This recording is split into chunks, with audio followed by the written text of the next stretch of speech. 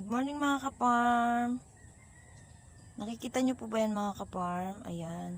Itlog po yan ng kuhol. So marami po niyan dito at kailangan ko po yan kunin dahil nga dadami pa sila lalo. So ayan. Samahan nyo ako mga ka-farm na manguha ng itlog ng kuhol. Ayan, mga ka-farm, meron dyan. Ayan. Meron sa banderon.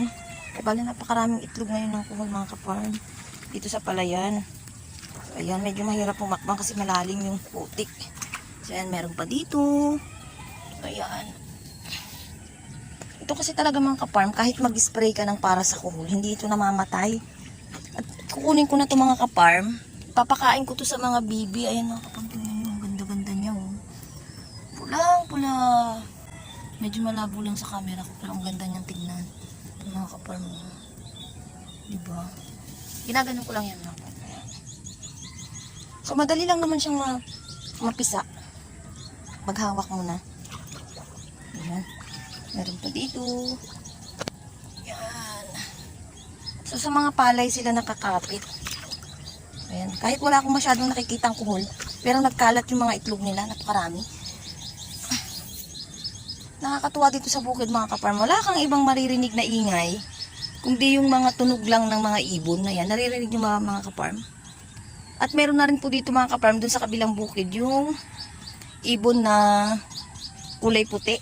Yung mahaba ang liig. Ayan. Meron pa dito. Ayan.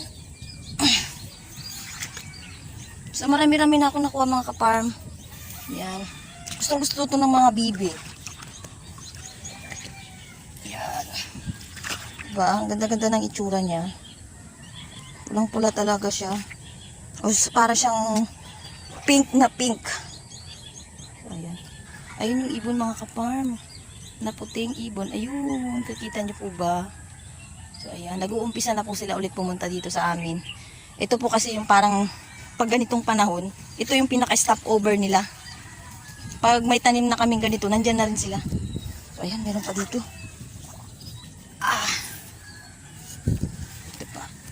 Pati sa mga grid-grid kahit sa damuhan. So ayun lang mga ka-farm, maraming salamat po. God bless po sa ating lahat. Bye!